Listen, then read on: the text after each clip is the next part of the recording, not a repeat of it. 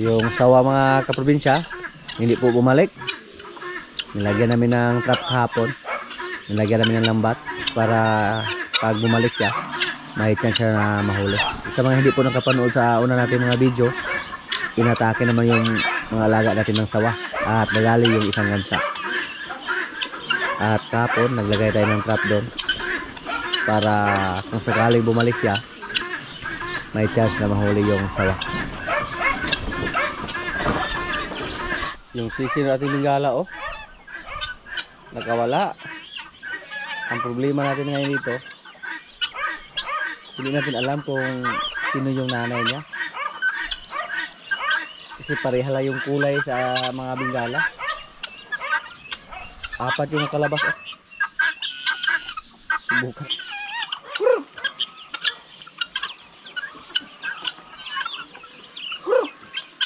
Hindi lumapit, oh.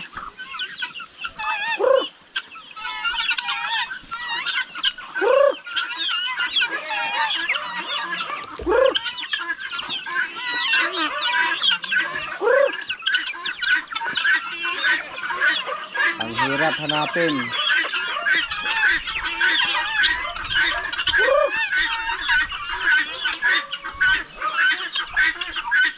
Pag manok yung magkawala mga kaprobinsya, napakadali lang hulihin. Napakadali lang natin makilala kung sino yung nanay. Pero yung bingala, oh, napakahirap kasi kahit saan lang sila sumunod.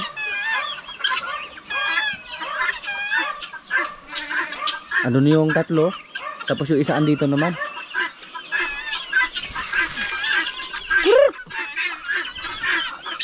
So hindi natin alam kung sakaling hulihin natin yung mga sisiw, dapat hulihin din natin yung inahin. Pero nakakalito, oh, pumunta naman sila doon. Kahit sino-sino lang yung sundan nila, hindi katulad ng manok o yung sisiw na makadali lang natin ma-identify yung inahin.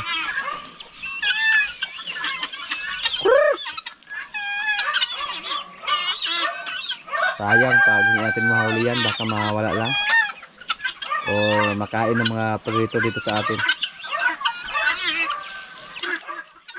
Ano lang, oh, tatlo, tapos yung isa iba naman yung sinamahan doon sa iba sumunod. Ayun, pang-apat. 6 po yan mga kaprobinsya. May 2 na natira doon sa kulungan. Andun na, oh. Nakakalito. Yung bingala hindi sila katulad ng manok na iba-iba yung kulay ng manok, pero yung mga bingala magkapareha yung hitsura nila. Subukan na itong lapitan. Oh. Ang hirap.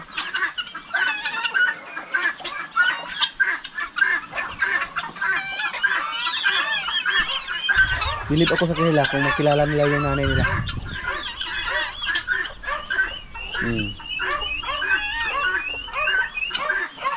Kaya alam siguro natin yan mga kaprobinsya. Subukan natin kung makasurvive yan dito sa labas.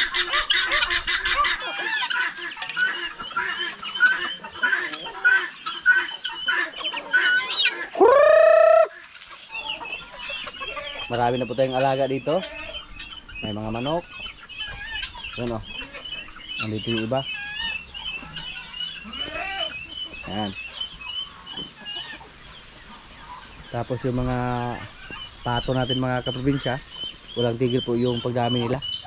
May mga sisiw naman dito. Ito po, bagong sisiw.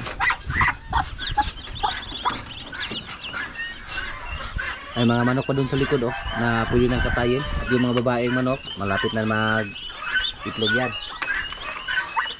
Yan pa dito, oh.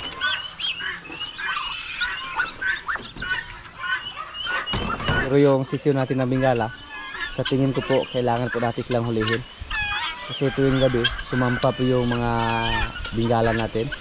Baka iwanan na sila sa ilalim. At ginawin sila or pwede silang makain ng mga predator dito sa atin. Kailangan po natin hanapin kung sino yung nanay nila.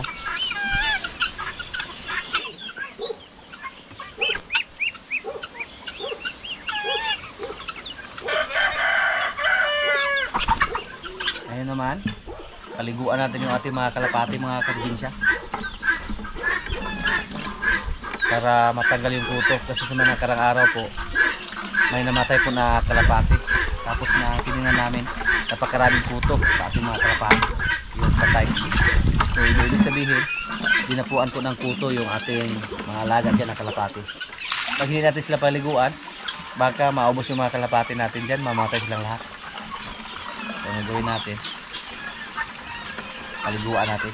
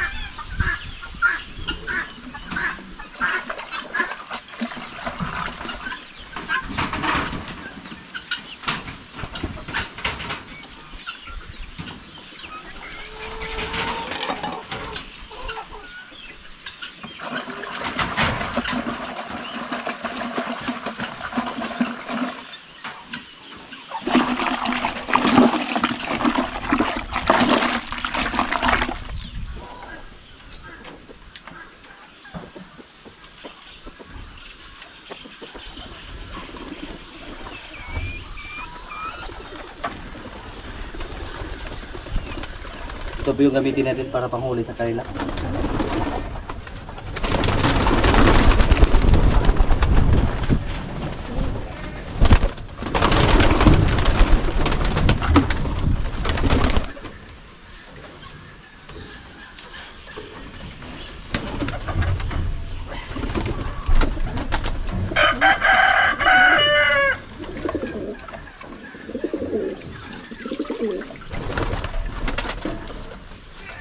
Tapos pagkawalan lang natin.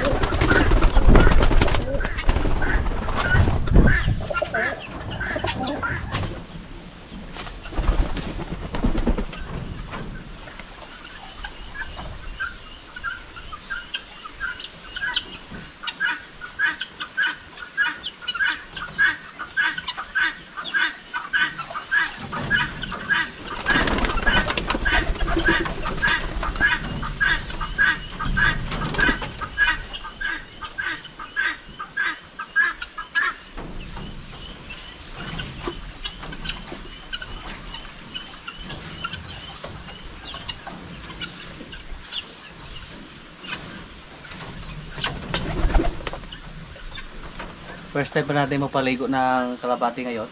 At hindi ko tayo expert dito. Hindi ko natin na search sa YouTube kung paano magpaligo ng kalapati. Ang ginawa lang natin, parang hinantulad lang natin ng manok. Na ibabad ng mga ilang minuto sa tubig.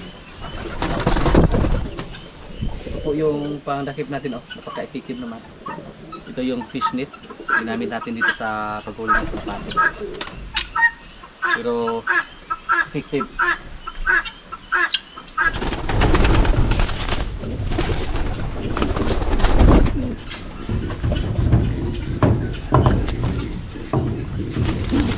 Ayaw niyang tumalon. Oops. Okay, oops. Hoy, hoy, hoy, hoy.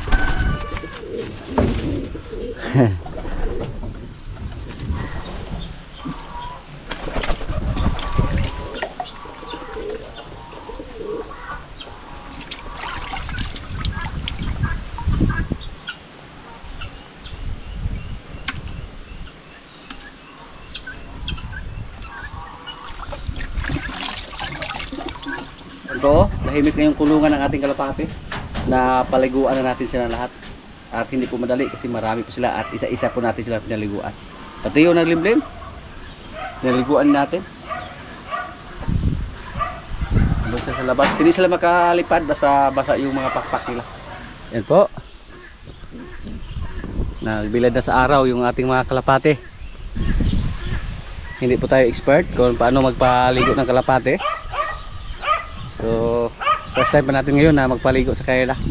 At marami po sila mga kaprobinsya. Pinaliguan natin lahat. Ayan, hindi lumipad, hindi nagrunda. Para gininaw sila. Pero yung isa na natuyo na, nakalipad na siya. Pero yung iba dito, lakad-lakad lang. Nagbilad sila sa araw. Doon kayo sa mainit. Tugnaw sila, kitugnaw. Si Palo, oh. Dahon ng tubo yung pinakain namin. At si Rambo, napiro yung ibigay natin para mabusog siya. Hindi na namin siya dinala dito sa napira natin. Mamatay yung mga napira natin dito pag palagi siya natin ilagay dito.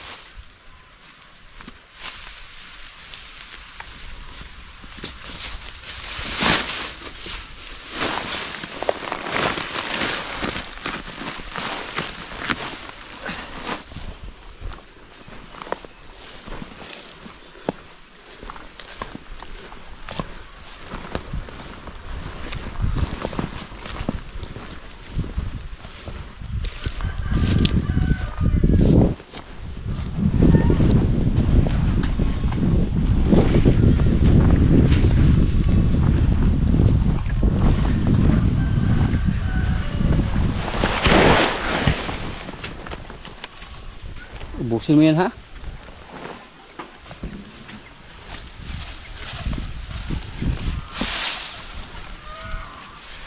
Si Rambo mga kaprobinsya, kahit babad po siya sa trabaho dito, hindi po siya namayat ng husto.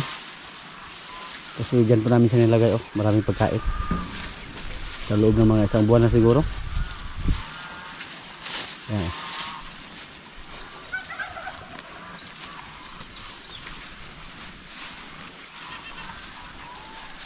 Iba natin kalabaw, tubo lang yung ibinigay. Palo at Paula at Tisoy, tubo lang ibinigay namin sa kanila. Si Jin at si Paloma, siguro yung nagpakain. Si Palo, oh, parang namimiss niya ng kumain ng damo. So dalhin natin siya sa gilid ng sapa. Hey.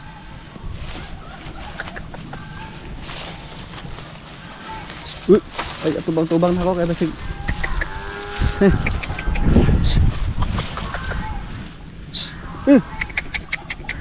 Ipasol kita doon. Si Palo po yung inasahan namin dito sa paghakot ng kumpay at si Rambo. Kaya kailangan namin sila pakainin ng marami para hindi mamayat.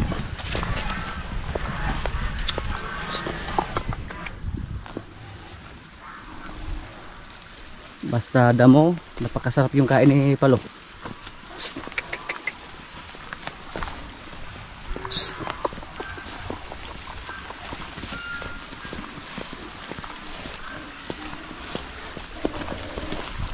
Yan. Kain kayo dyan.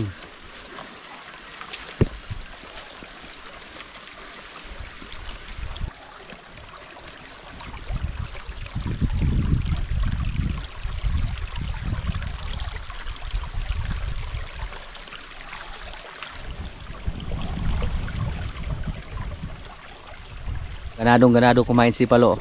Basa damo at saka Carabao grass. Paborito po ng hayop yung mga Carabao grass.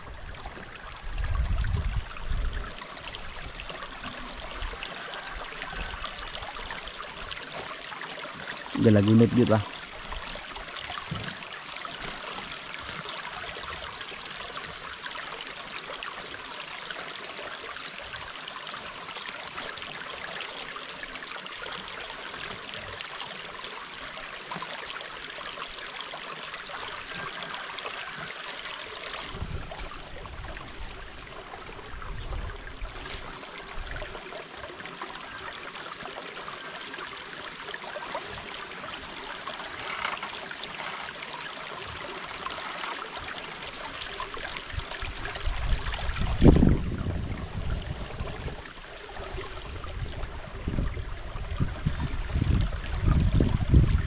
Diyan ka lang muna Palo ha.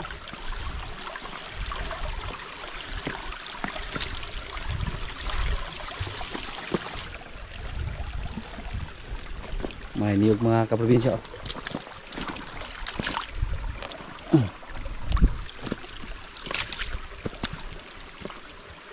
Tutubuin natin to dito.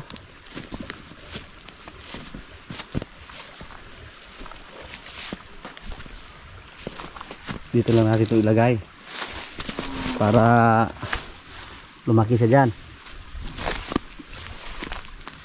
Magkuha tayo ng budlong para ibaw natin sa lupa.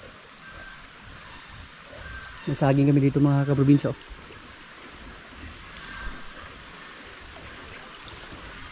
Malapit na ito pwedeng putuli.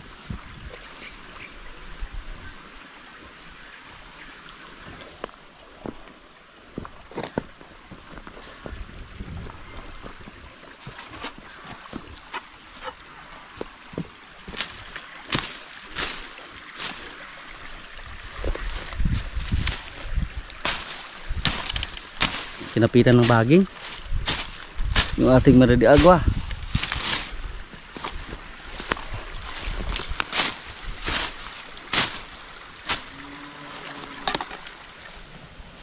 Yung mga baka natin dito na mga dumalaga, oh. Si Marimar nabilong na siya sa dumalaga, malaki na po siya, hindi na siya tinday. or lati. Yung isa dito na si Batang, 3 beses na siya naglandi mga kaprobinsya. Pero pag pagkastahan namin sa ayaw niyang magpakasta. Kaya subukan natin na maghanap ng kuan, taga-iay yung nasa DE. Para kung sakaling maglandi siya, pwede tayong tumawag agad ng kuan, taga-iay.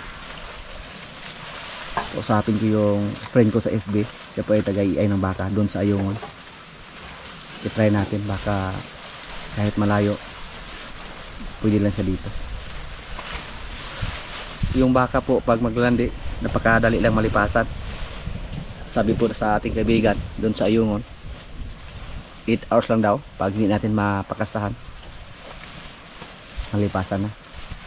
At yan po ang ating naobserbahan dito sa ating baka. Pag maglandi siya ngayon, kinabukasan wala na. So kailangan po na magmadali tayo. Ang problema lang, napakalayo yung Ayungon at saka dito sa ating area. So, pero sa sunod niya paglandi, hanapan muna natin ng paraan na makastahan siya ni Limer o ni Pugi. I-try lang natin. Sa ngayon po, ang nakastahan sa ating mga baka, iba po yung galing sa Dawis. Si Quinay, hindi pa siya naglandi. Pero si Batang, nasa mga 3 beses na po siya naglandi. So mula daw sa paglandi, pag hindi makastahan, maghintay naman tayo ng 18 to 19 days para maglandi naman ulit yung baka pag hindi siya makastahan. Yung isa nating baka doon na nasa labas, na inakala namin na manganak sana siya ngayong December, sa tingin po namin hindi siya nabuntis noong unang kasta kasi naglandi siya ulit. At lumaki naman sana yung didi niya, pero yung tiyan niya maliit lang. So hinala po namin nung nagkasakit siya, parang lang, nalinis lang yung niya, pinagbubuntis. Sa Bisaya pa, nalinsan lang. May mga ganon daw na kahit nakasahan na, hindi pa rin nabuntis.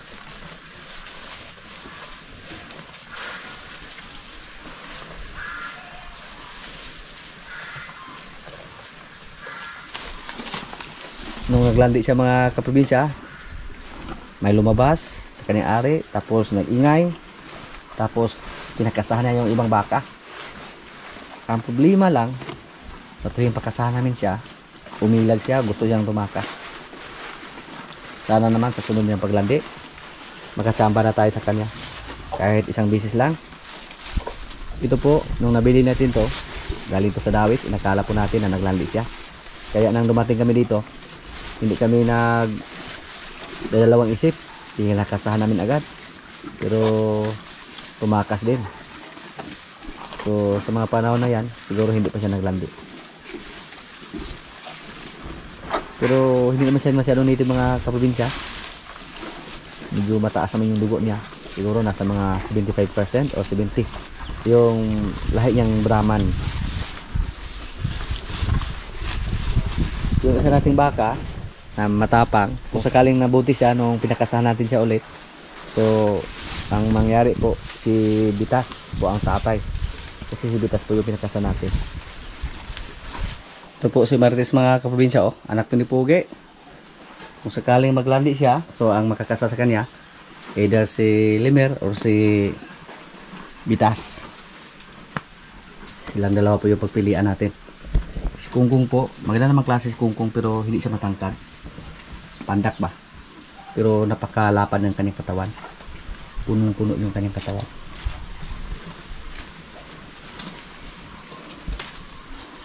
Pagkabait niya, nagpasakay lang siya sa atin, at palagi po natin siyang hinimas-himas para hindi siya magbago, para hindi magbago yung kanyang ugali.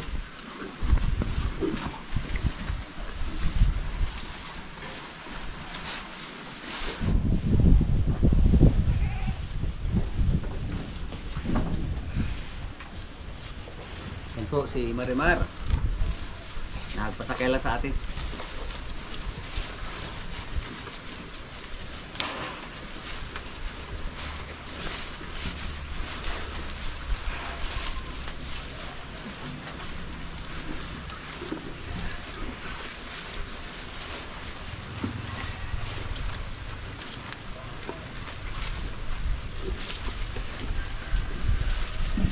Marites po, sanayin din natin siya na sakyan.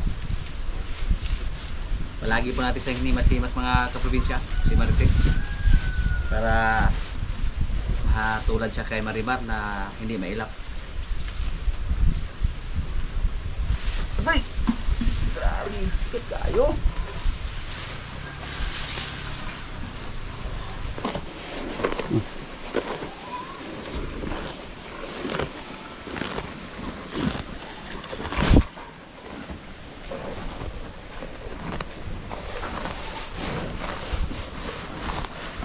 Okay. Ay, kisig dila mga kaprobinsya. Sakit. Ayaw ayaw. Maliit pa si Marimar na sinanay namin nasakyan. Okay, sige. Malat. Okay. Malambing po si Marimar. Marambing ka, Marimar. Agay! Sakita, uy. Okay.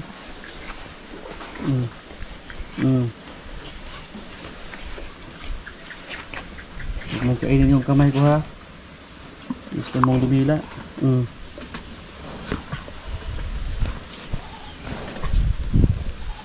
Teng dilaan mo Marimar, oy. Taasa ko na.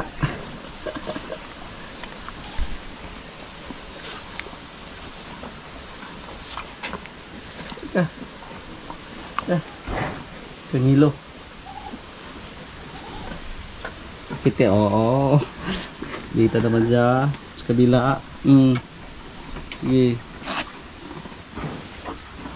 Nasa mga 1 taon pa to si Marimar mga kaprobinsya. 1 taon. At ako din yung nagkila sa kanya. Ako yung manabang. Nakala natin noong una na napakanitin niya kasi maliit siyang lumabas. Pero nagmana siya kay Pugi. Babae lang. Kaya gawin natin siyang inahin dito. Kasi mabait. Hindi katulad sa nating baka dyan na lumalaga na napakatapang. Maglali ka. Pag maglali ka, si Limer yung patasahin ko sa iyo, ha. So, ngayon po, 4 po yung baka natin dito. Yung andito sa kulungan.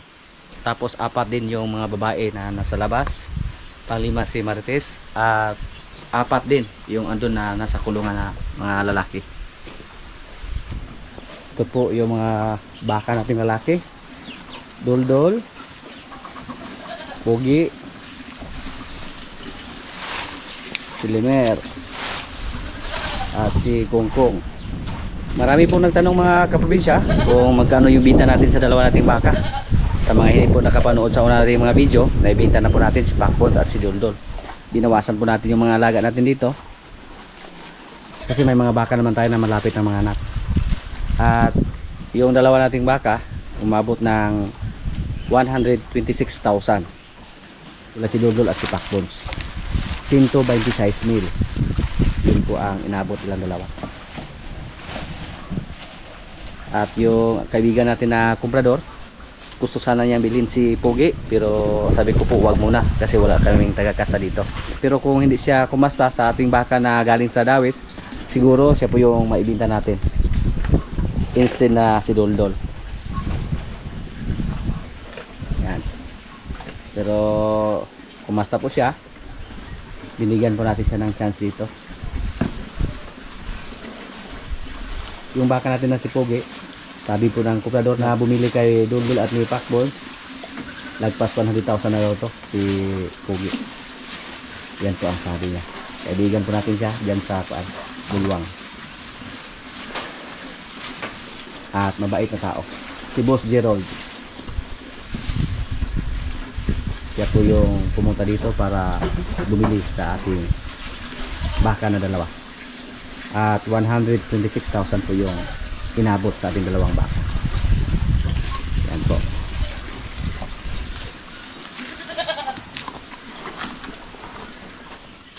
Kain na po. Pagbahog dong, koy. Pagbusog dong.